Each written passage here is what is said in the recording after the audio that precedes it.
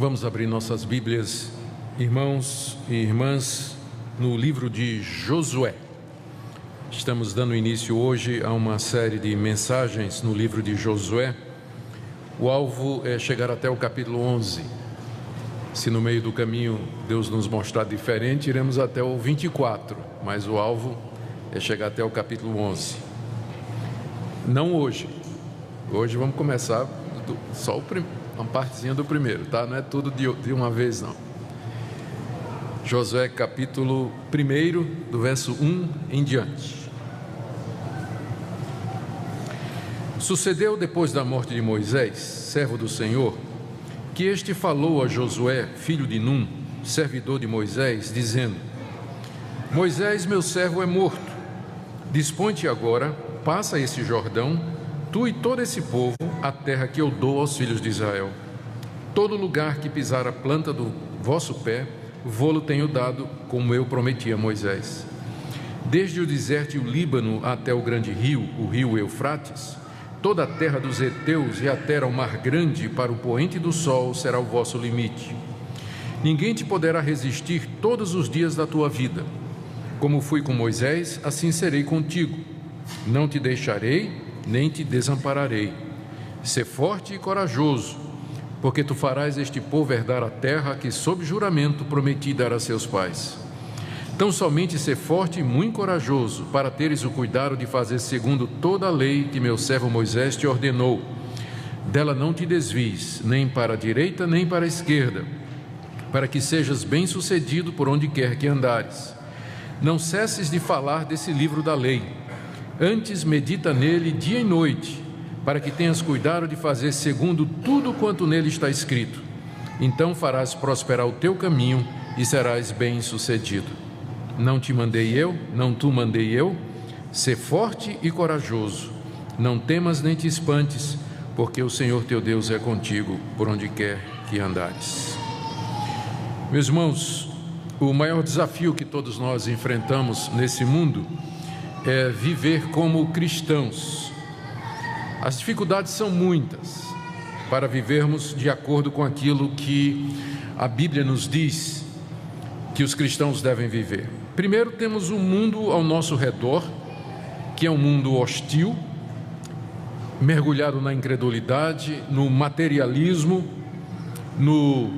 em valores e padrões morais que são contrários aos nossos, e que tem uma cosmovisão, uma visão de realidade que é frontalmente oposta à nossa.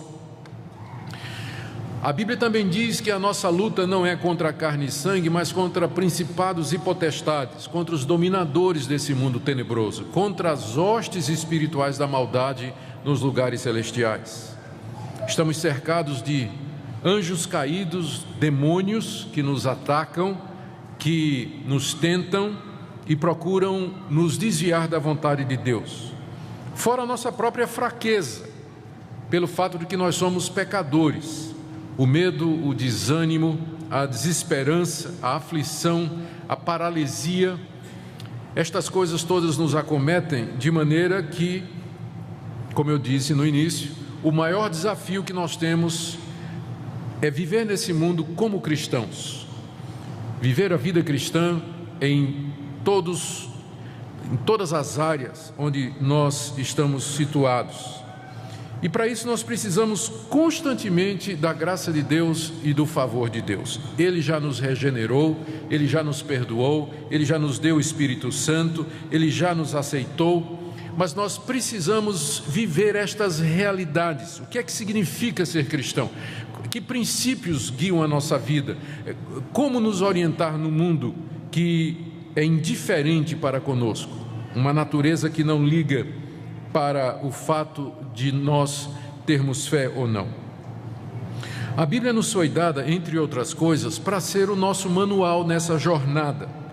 Ela foi dada para nos ensinar exatamente estes princípios. E o livro de Josué que nós temos diante de nós, ele não é exceção.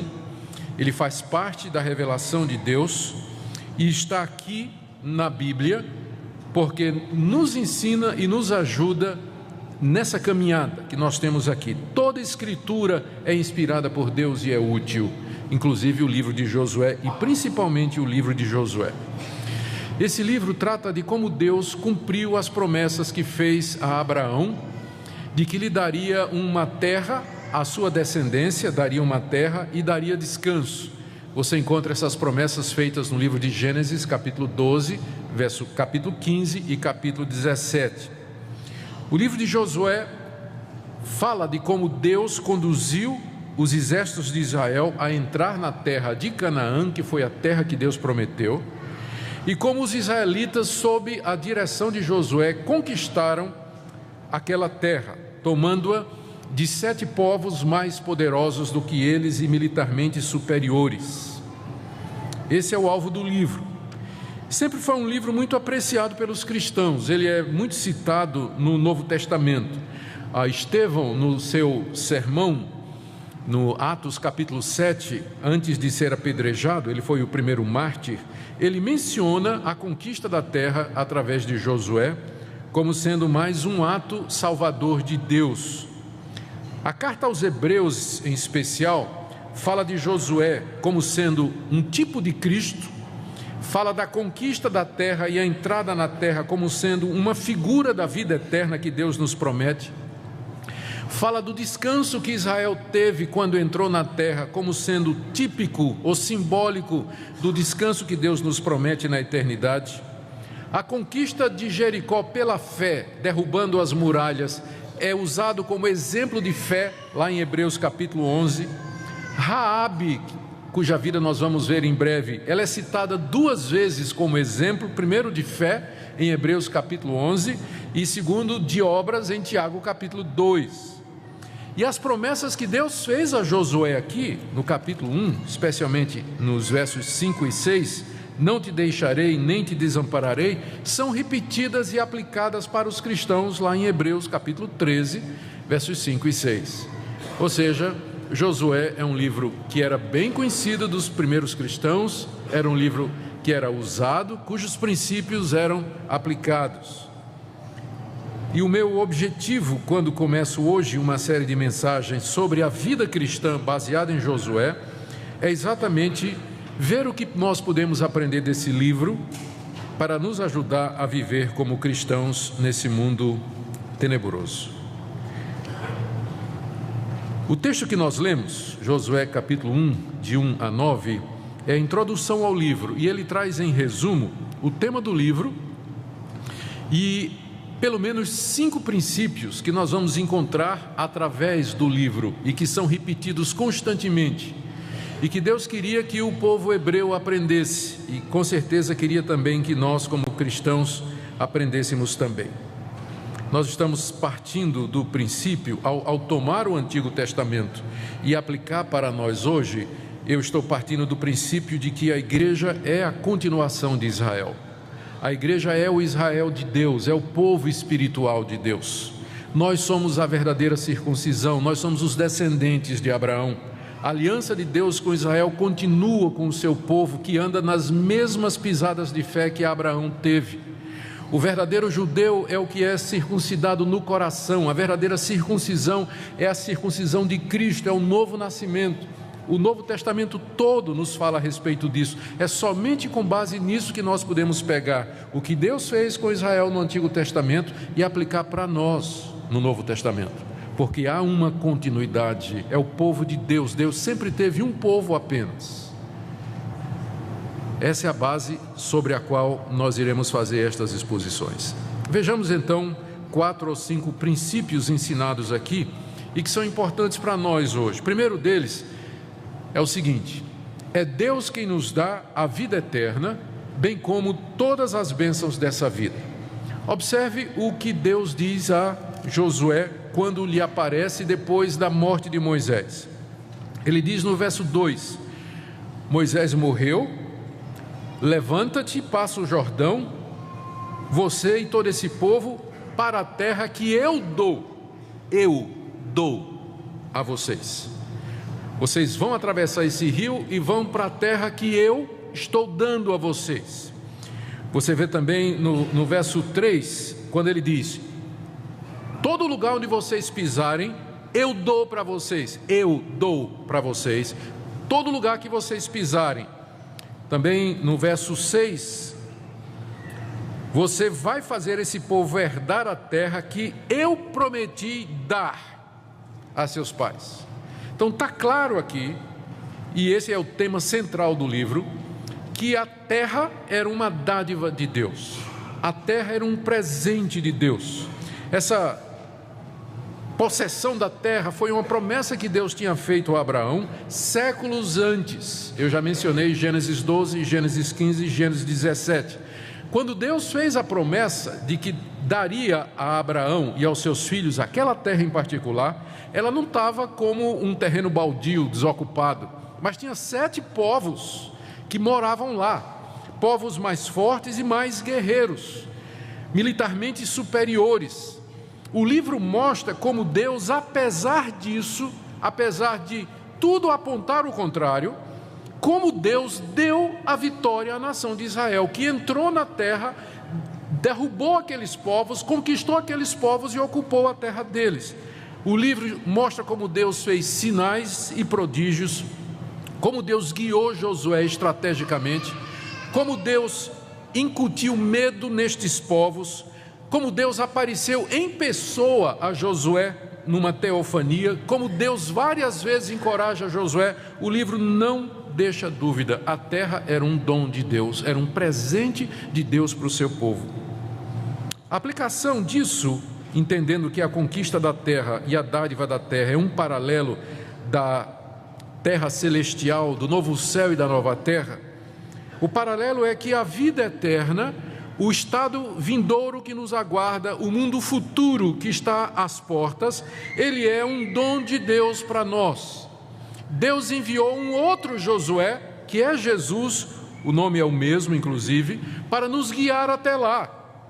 Para nos guiar até lá. É Deus quem subjuga os nossos inimigos aqui, é Ele que vence a morte, é Ele que vence Satanás, é Ele que vence o mundo, é Ele quem nos guia, comanda, orienta e finalmente nos levará à vida eterna, que é o descanso que nos é prometido, ao novo céu e à nova terra, onde habita a justiça. O livro de Josué nos ensina isso. A terra foi uma dádiva de Deus para a nação de Israel, a vida eterna, que é simbolizada por aquela conquista, é uma dádiva de Deus para nós, não é de obras, não é por nada que façamos, mas é um dom de Deus, é uma promessa de Deus, é uma concessão gratuita que Deus nos dá. E não só a entrada na vida eterna é um dom de Deus, mas também todas as bênçãos que nós recebemos aqui nesse mundo, bênçãos materiais e espirituais. O nosso Deus é soberano, todo-poderoso, gracioso e bom, e tudo que nós temos vem da parte dele. Esse livro nos ensina a glorificar a Deus, a reconhecer que ele é a origem de toda a bênção, de tudo que vem, tudo que nós temos. Esse é o alvo número 1 do livro.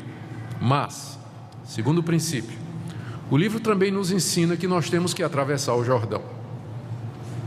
Veja como ele diz aí no verso 2: dispõe-te, Josué, para atravessar o Jordão. No verso 3 ele diz: você tem que pisar, eu vou dar a terra, mas você tem que pisar nela. E no verso 6 ele diz: eu vou fazer você herdar, você vai ter que tomar posse da terra. Por um lado, Deus diz a Josué: a terra é uma dádiva minha. Por outro, ele diz: você tem que atravessar o rio e pisar na terra, você tem que tomar posse daquilo que eu lhe dou. O rio Jordão, está aí no verso 2, estava entre Israel e a terra, e ele precisava ser atravessado. Deus tinha dado a terra, mas como eu disse, ela estava povoada, e as cidades precisavam ser conquistadas, e a terra precisava ser apossada. Num certo sentido, o paralelo é o mesmo com a vida cristã. A vida eterna também precisa ser apossada por nós.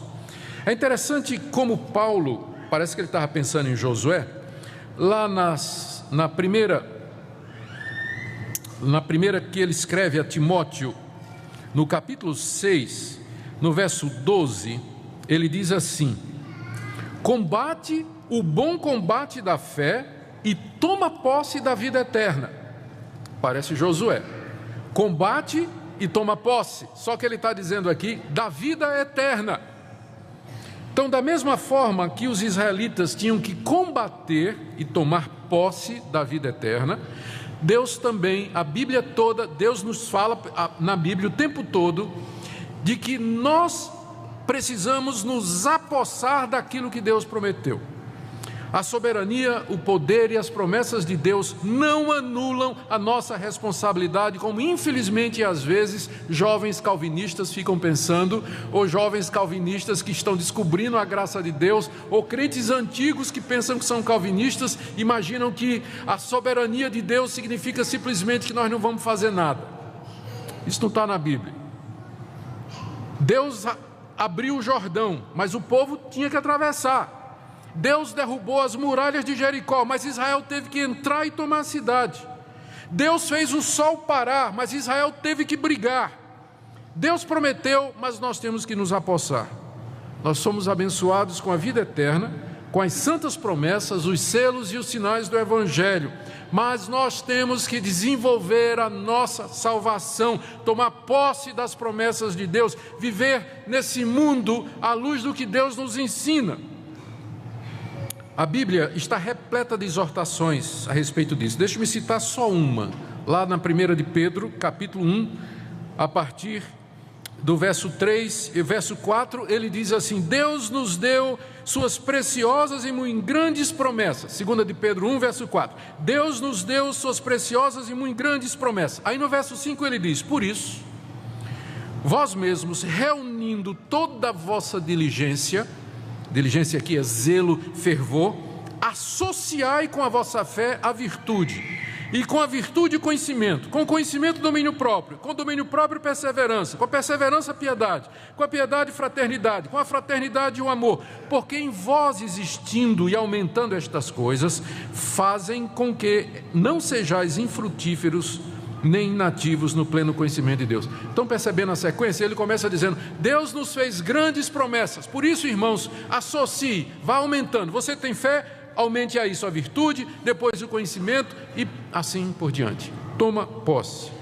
Eu sempre gosto de contar aquela história dos dois fazendeiros. Não sei se foi aqui no Goiás, acho que não. Mas dois fazendeiros, um era calvinista, o outro era arminiano. Todo final de dia ele se encontrava na cerca que separava as duas propriedades para discutir teologia. E qual era o assunto? O calvinista defendendo a soberania de Deus e o arminiano defendendo a responsabilidade humana. E era uma briga toda vez.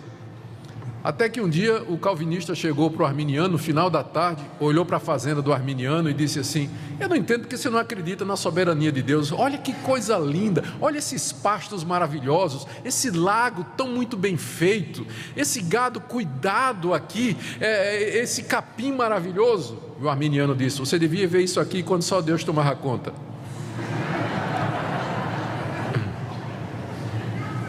Pois Ele nos deu a terra, mas nós temos que lavrar. Ele nos dá as suas grandes e preciosas promessas. Eu vou abrir o Jordão, mas você vai ter que atravessar. Eu vou derrubar as muralhas de Jericó, mas você vai ter que entrar e tomar posse da cidade. Então, a soberania de Deus não anula a nossa responsabilidade de obedecer, de fazer aquilo que Deus diz que nós temos que fazer. Esse é o segundo princípio do livro. O primeiro: Deus nos dá a terra, é um presente de Deus. Segundo, ela tem que ser conquistada. Ela tem que ser conquistada. Terceiro princípio que o livro nos ensina: nós podemos sempre confiar em Deus e em suas promessas, ou seja, nós fazemos isso pela fé, nós vivemos aqui pela fé. Tudo o que os israelitas tinham era uma promessa. Eles estavam diante de um rio caudaloso, transbordante, não tinham balsa, não tinha ponte, não tinha navio, não tinha nada. A única coisa que eles tinham era a promessa de Deus. Aqui no livro, como eu disse, ele contém os princípios que vão nortear o livro. Deus se apresenta como fiador da sua palavra. Ele diz no verso 5 a Josué: ninguém te poderá resistir todos os dias da tua vida.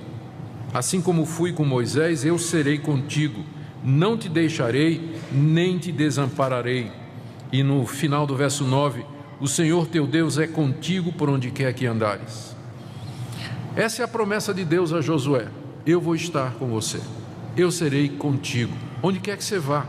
Como eu fui com Moisés, eu também vou estar com você. Eu não vou te desamparar. A minha graça vai contigo. Eu te darei graça, força, sabedoria, para que você possa fazer o que você tem que fazer se por verdade essa terra. E queridos, o livro mostra como Deus cumpriu fielmente essa promessa aqui, apesar da rebelião, ingratidão e incredulidade da primeira geração, aquela que morreu no deserto, porque essa daqui já é a segunda geração de israelitas, depois da saída do Egito. Tudo que eles tinham, como eu disse, era promessa. Estavam diante de um rio intransponível. Do outro lado do rio tinha 7 nações guerreiras esperando por eles. Eles não tinham armas, tinham passado 40 anos no deserto. Eles não tinham treinamento militar. A única coisa que eles tinham era a promessa de Deus. E de fato, o livro nos mostra como pela fé o rio Jordão se abriu, como pela fé caíram as muralhas de Jericó, como pela fé eles venceram reis poderosos e como pela fé eles se apossaram da terra prometida. Deus estava com eles. O segredo de Israel era Deus com eles. O segredo daquele povo inferiormente numérico e também militarmente falando era Deus com ele. E aqui a gente vê o que está escrito: se Deus é por nós, quem será contra nós? O segredo de Israel era Deus com ele. Meus irmãos, igualmente nesse mundo, nós vivemos somente pela fé nas promessas de Deus. Se ele foi com Israel e com Josué, ele também será conosco. É a única promessa que ele nos faz: eu serei contigo. Ele nos deu grandes, maravilhosas promessas: a vida eterna, a redenção, direção, conforto, santificação, sustento. E nós temos que viver nesse mundo confiados nele. Com frequência, é só o que temos, é a promessa. Nós olhamos as circunstâncias, tudo parece contrário. Olhamos o futuro, parece atemorizador. Olhamos para a situação presente, parece que não tem saída. Tudo o que nós temos é a promessa: eu serei contigo. Não te deixarei, não te desampararei. Viver pela fé é viver pela palavra de Deus, é viver com base nas promessas de Deus, é tomar decisões confiados de que Deus vai cumprir aquilo que prometeu, muito embora um Jordão esteja diante de nós, muito embora uma Jericó murada esteja diante de nós. Viver pela fé é confiar em Deus, mesmo quando tudo isso parece impossível. Quarto ponto que essa passagem nos ensina, e que é um tema que corre pelo livro todo e serve de princípio para a vida cristã: Deus promete nos abençoar no caminho da obediência. Depois que ele fez todas aquelas promessas a Israel, a Josué, exortou Josué, ele disse nos versos 7 e 8: tenha cuidado de fazer segundo toda a lei que meu servo Moisés te anunciou. Ele diz 5 coisas a Josué com relação à lei. Primeiro, cuide em fazer segundo a lei, está aí no verso 7. Não se desvie da lei, nem para a direita nem para a esquerda, ainda verso 7. Fale desse livro da lei o tempo todo, verso 8. Medita nesse livro da lei dia e noite, ainda verso 8. E tenha cuidado em fazer segundo tudo o que está escrito, verso 8 ainda. Nesses 2 versículos, 5 orientações, todas elas dizendo a mesma coisa a Josué. Josué, diariamente abra esse livro, leia esse livro todo dia, fale desse livro, medite a respeito desse livro e, mais importante, obedeça o que esse livro está dizendo. Você percebe que aqui nós encontramos já as evidências da formação da Bíblia. A essa altura, Moisés já tinha escrito grande parte do Pentateuco, tinha escrito o Pentateuco. Eu digo grande parte porque a parte que fala da morte de Moisés, quem deve ter escrito foi Josué, né? Moisés não poderia escrever sobre a própria morte. Mas o Pentateuco, os 5 livros já estavam prontos e Josué conhecia.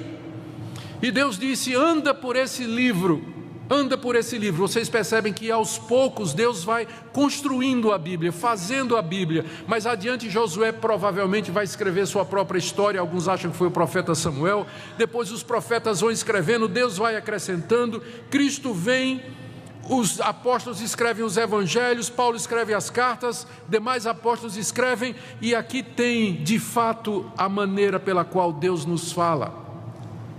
Esse livro, não te desvie dele, Deus vai te abençoar no caminho da obediência. Quando ele fala lei, lembremos que a lei tinha o seu aspecto cerimonial, o aspecto civil e o aspecto moral. A lei cerimonial tinha a ver com sacrifícios, os sacerdotes. A lei civil tinha a ver com Israel como povo, e a lei moral era a expressão do santo caráter de Deus, expressando sua vontade absoluta para todas as épocas, vontade universal de Deus para todos nós. Obedecer a lei para nós, quando cremos em Cristo, a lei cerimonial está cumprida, porque Ele é o grande sumo sacerdote que se ofereceu em sacrifícios. É isso que a lei cerimonial apontava. Quando cremos nele, ela se cumpre em nós. A lei civil falava de Israel como nação, na comunhão do povo de Deus, na participação do povo de Deus. Hoje essa lei se cumpre em nós. E a lei moral é a gratidão, a forma da gratidão. Como é que eu agradeço a Deus por tudo que Ele me fez? Não matarás, não adulterarás, não furtarás, não dirás falso testemunho, não cobiçarás nada do teu próximo. Quer agradar a Deus? Faça isso. Então em Cristo Jesus a lei se cumpre em nós. E Deus nos abençoa no caminho da obediência à sua lei. Quando nós andamos na sua vontade, fazemos o seu querer, Ele promete nos abençoar. E se nós cairmos, o sangue de Jesus nos purifica de todo pecado. Esse é o quarto princípio. Deus quer nos abençoar no caminho da obediência. Isso vale para nós hoje. Último ponto. Nós precisamos, nesse mundo, ser fortes e corajosos. É a última exortação de Deus a Josué no verso 9. Não te mandei eu, ser forte e corajoso, não temas nem te espantes, porque o Senhor teu Deus é contigo por onde quer que andares. Queridos, a fraqueza e o medo são os nossos maiores inimigos como cristãos. Quando a tribulação vem, nós nos encolhemos, nos sentimos incrédulos, ficamos como que paralisados diante do medo do que pode acontecer, o que é que eu vou comer, o que é que eu vou beber, o que é que vai ser de mim, o que é que vai ser da minha saúde, o que é que vai ser da minha família. Diante dos desafios que aparecem diante de nós, nós nos acovardamos, apequenamos. Diante do amanhã nós ficamos ansiosos, ficamos aflitos, preocupados. Diante dos homens, nós temos respeitos humanos, nós ficamos temendo o que os homens podem nos fazer. Como eu disse, a fraqueza e o medo são os maiores inimigos do cristão aqui nesse mundo. Deus nos dá duas razões para sermos fortes e corajosos aqui. Ele deu duas razões a Josué. Primeiro, não te mandei eu. Da mesma forma como Deus mandou Josué, deu uma missão, Deus nos vocaciona, Ele nos chama. No Novo Testamento, ser cristão é chamado de vocação. Paulo diz assim: irmãos, olhai para a vossa vocação. Deus nos vocaciona e Deus nos manda ao mundo, como maridos, como esposa, como filhos, trabalhador, obreiros, estudante, profissional liberal. Todo cristão é um vocacionado. Não te mandei eu, não te chamei, não te vocacionei, não te enviei ao mundo para ser uma testemunha minha. Ou seja, para nós vivermos aqui nesse mundo como cristãos, temos que lembrar o que é que nós somos. Somos tirados de entre a humanidade para sermos testemunhas de Deus, mandados por Deus ao mundo para falar dele às pessoas, para dar testemunho dele, para viver, para dar exemplo com nossa vida. Segunda razão para ser forte e corajoso que Deus deu a Josué, está aí no verso 9. Não te mandei eu, ser forte e corajoso, não temas nem te espantes, porque o Senhor teu Deus é contigo por onde quer que andares. Deus nos manda, mas Ele mesmo vai conosco. Ele está ao nosso lado. É Ele que vai conosco na doença, no desemprego, no sofrimento, na perda, na hostilidade, nas dificuldades. Ele está conosco sempre. Queridos, são 5 princípios que o livro de Josué mostra. Nós vamos encontrar esses 5 pontos repetidamente. É Deus que dá a terra, mas nós temos que nos apossar dela. Ele quer nos abençoar no caminho da obediência. Nós precisamos ser fortes e corajosos, e nós vivemos nesse mundo pela fé nas suas promessas. É só o que temos, não temos mais nada, só a promessa. E essa promessa está aqui nesse livro, é por ele que nós andamos. Eu queria nessa manhã, então, fazer uma aplicação para nós. Eu creio que a primeira aplicação é para aqueles cristãos, aqueles que se consideram cristãos, que estão aqui e que não têm um propósito na vida. Levam a vida ao sabor das circunstâncias. O livro de Josué nos ensina que a vida cristã, ela é regida por normas, por princípios. Há um Deus que nos dá todas as coisas, mas Ele quer que nós tomemos decisões, que nós façamos escolhas. Ele quer que nós andemos de acordo com Sua palavra, que nós vivamos pela fé e que nós confiemos que Ele estará conosco, que sejamos fortes e corajosos. A vida cristã exige disciplina, determinação, propósito. Para muita gente, ser cristão é só vir domingo à igreja, participar das atividades da igreja. Você pode vir todo domingo à igreja, dar o seu dízimo, participar de qualquer dos ministérios da igreja e não ser um cristão de fato. Porque o cristianismo mexe com a nossa vida, ele transforma a nossa vida, nos faz pessoas diferentes. Nesse mundo perdido, caótico e sem sentido, onde as pessoas vivem por viver, elas não têm noção de sentido ou de propósito. A vida delas é comer, beber, dormir, ganhar dinheiro, fazer sexo, ter prazer, brigar, discutir, se divertir, mas não tem um propósito. A Bíblia nos ensina que nós temos um propósito. Não te mandei eu. Há um Deus que está no controle de todas as coisas. Eu queria nessa manhã convocar você a crer nisso, a dizer: Deus, eu quero viver como cristão nesse mundo, eu quero parar essa vida cristã sem sentido, eu sou igual ao mundo, não tem diferença nenhuma, eu quero fazer a diferença. O Deus de Israel, o Deus de Josué, o Deus do nosso Senhor Jesus Cristo, é o mesmo Deus, Ele está presente agora aqui, e Ele chama você, Ele convoca você. Não te mandei eu serei contigo. Também uma palavra para nós como igreja, irmãos. Nós temos tantos desafios nessa cidade e nesse mundo. Por que razão nós existimos? Por que é que estamos aqui nessa manhã? Por que é que nós vamos fazer uma campanha para comprar essa propriedade ao lado, melhorar o nosso espaço? Por que nós investimos em missionários? Por que nós arrecadamos o que arrecadamos? Por que nós fazemos apelo por missionários e por voluntários? Qual é o propósito disso? Só para manter a máquina funcionando? No dia que for esse o motivo, é melhor que Deus feche isso aqui. Nós temos que nos ver como povo escolhido de Deus, chamado por Deus para glorificá-lo nesse mundo. E Ele está conosco, Ele dá a sua promessa a um mundo lá fora, em aflição, em dor, perdido, sem direção. E Ele nos convoca: não te mandei eu. Para que nós cumpramos a nossa missão como igreja. Igreja não é clube. Igreja não é uma ONG só para fazer obra social. Mas a igreja é a congregação daqueles que foram convocados por Deus para fazer parte do seu povo e diferença aqui nesse mundo, para anunciar a redenção, que Deus salva, que Ele nos dá a vida eterna, da qual a conquista da terra é apenas um símbolo.